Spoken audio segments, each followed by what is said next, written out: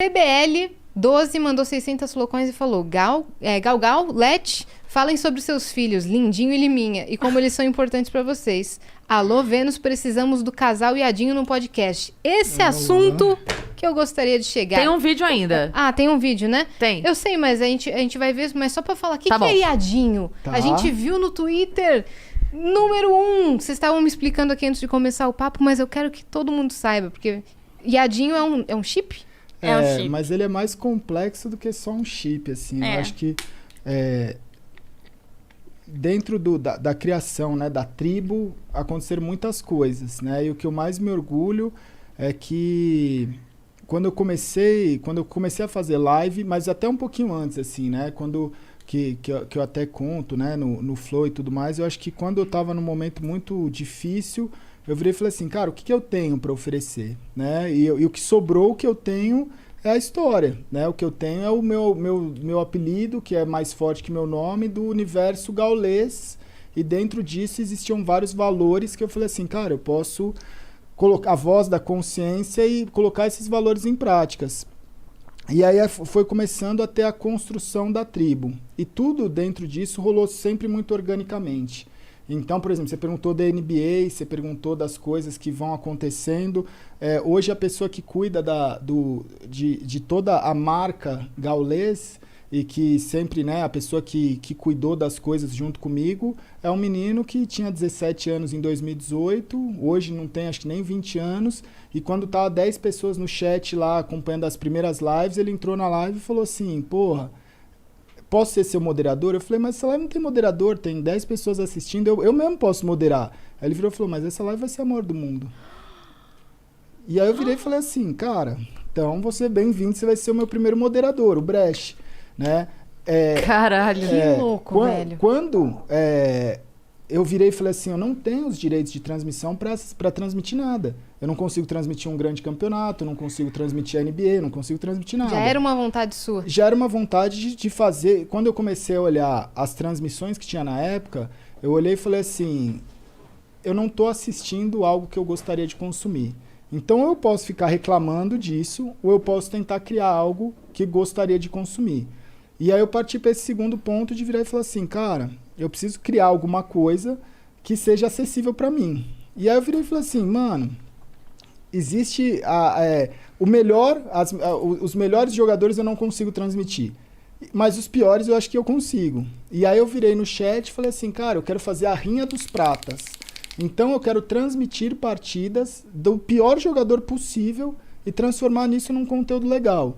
E aí no chat de todas as pessoas que tinham no chat, eu vi um que o nick dele era Viadinho, e ele escreveu lá tal, eu falei assim, cara, é você, né? E aí eu selecionei ele dentro de vários lá, que já na época a stream já estava até com números legais, e aí eu comecei a fazer as rinhas de prata com o Viadinho.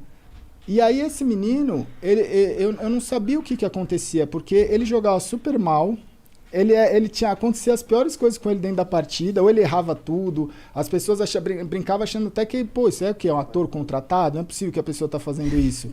E aí aconteceu que eu virava e falava assim, mano, quando eu fazia a transmissão de algumas partidas que eu conseguia, né, seja de um campeonato que tinha os direitos de transmissão livre, seja de alguma coisa, como eu tinha um contato com os jogadores, eu falava assim, mano, eu vou fazer a entrevista pós-jogo que pode ser algo que vai agregar na minha transmissão. Sim. E aí eu ligava pro jogador que tinha acabado de ganhar e trocava uma ideia com ele. E aí, quando eu trazia a rinha de prata, o pessoal falava, entrevista o Viadinho, entrevista o Viadinho, entrevista, e eu falava assim, cara, vou tentar. E aí eu mandava uma mensagem pra ele e falava, mano, não tenho microfone, eu não tenho fone, não dá pra eu falar. E eu fazia a entrevista dele por chat. E o pessoal falava, então dá o fone pra ele, a gente junta, vamos dar o fone pra ele. Ele falava, mano, não quero fone, tipo, tá tudo bem. E aí foi passando. Um belo dia, ele virou e falou assim, cara, vai ter a live do Viadinho na Twitch.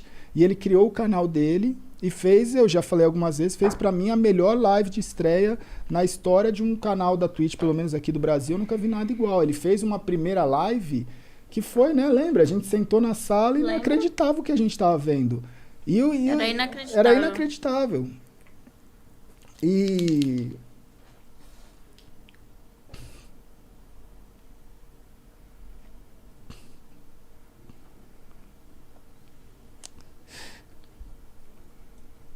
E quando eu vi aquilo, eu sabia que ele tinha alguma coisa, tipo, no sentido, tipo assim, por que que ele... Tudo pra mim fez sentido, porque eu nunca forcei a barra com ele. De falar, cara, você tem o seu momento. Vai com calma. E aí, quando eu vi ali, eu sabia que ele tava superando todas as barreiras da vida dele. Porque ele tem limitações que são fobias, né? Às vezes ele não quer conversar, às vezes ele tem, sabe? São coisas que é muito difícil de ser passado. Então, uma pessoa que ela tem muita dificuldade, quando ela tá fazendo ali o melhor dela, é algo que você olha e fala assim, mano, é inacreditável o que ele tá fazendo. Tá rompendo todas as barreiras. Todas as barreiras, né? A Leti, ela saiu com ele, né? E foi no shopping com ele. Foi a única pessoa da tribo, assim, que ele quis encontrar no primeiro momento. Você foi a única que encontrou ele pessoalmente. E aí, quando ela falou, vamos pra casa conhecer o Gal, ela falou, mano, ele quase teve um treco. Ele falou, não posso conhecer. Que eu quase, tipo, meio que forcei ele. Falei, não, vou pegar o carro e vou levar ele pra casa. Só que ele, pelo amor... Eu vi o desespero nele. Falei, eu não vou fazer isso com uma pessoa. Tipo, não é humano, sabe? E dentro dessa fobia social... Eu comecei a olhar e falei assim, cara, o que eu tentei passar dentro... No primeiro dia eu falei assim, cara, a gente não pode ter vergonha do que a gente é. Quando eu comecei a fazer stream, eram pouquíssimas pessoas que falavam de problema, é o que você falou, você tem que estar bem. Eu não tenho que estar bem todo dia. E quando eu fazia a stream mal mentalmente, as pessoas falavam, por que você está fazendo live? Eu falava, cara, porque eu não tenho opção. Eu vou fazer, porque se eu não estiver bem e não fizer, eu não tenho como eu só fazer quando eu estou bem. Né? Porque não existe, isso não é existe. desumano. A vida não é assim. E aí, o viadinho ele foi banido. Aí a Twitch deu o nick pra ele, a gente chamou ele de Lindinho, né? Porque, e era engraçado porque ele falou assim, eu falei assim, mas por que viadinho? Ele falou assim, porque, cara, eu sei do preconceito que existe com todo o pessoal e eu quero justamente levantar essa bandeira e tal. E aí... Ele começou, a Twitch deu o nick pra ele de Dear Shit Up, ele aceitou e pra gente ele é o Lindinho. Só que ele enfrenta barreiras e é o que eu sempre ensinei, eu falo desde o primeiro dia, eu falo assim, cara, não se esconde do que você é. Tenha orgulho do que você é e faça a sua dificuldade ser a sua maior característica, a sua maior força. E ele começou a transformar, entender isso e transformar todos os problemas dele na coisa que as pessoas mais admiram. Então, ele foi crescendo como streamer, como pessoa, como, sabe, ser humano. E aí, recentemente, ele tomou, né? Ele começou a gostar da Yaya, que é uma outra streamer, e ele tomou esse passo de chamar ela para ir viajar. E aí, quando os dois se encontraram, eles estavam fazendo uma live, e aí rolou esse beijo que ela deu nele.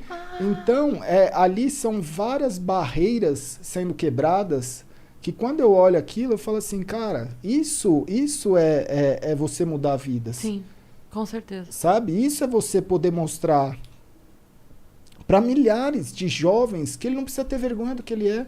Pode se que o influenciador da vida dele não é um influenciador perfeito. Não é o cara sempre que é 100% inteligente, ou 100% bonito, ou 100% feliz todo dia. Né? Então, eu acho que todos os personagens, que não são personagens, são pessoas reais. A tribo é composta por pessoas reais. Esse é o meu orgulho.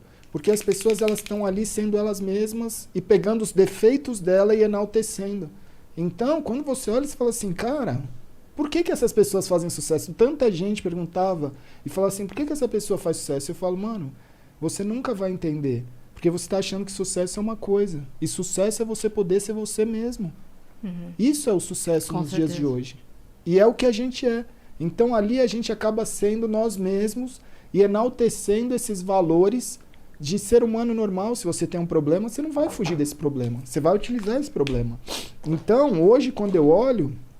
São tantas coisas, né, dentro das pessoas que fazem parte que representam as milhares de pessoas que às vezes não estão ali na frente da câmera, mas estão enfrentando o seu problema. Né? Sim, cria uma identificação. Porque existe muito preconceito. Muito. A gente deixa isso tudo mais leve, mas o preconceito está ali o tempo todo. Sim. Eu sei que tem muitas pessoas que entram na live dessas, né, da tribo, e não aceita que a gente faz sucesso, não aceita que a gente vence, não aceita quem a gente é. E olha e fala assim, porra, mas por que esse cara tá conquistando tudo isso e eu que sou tanto melhor que esse cara não consigo?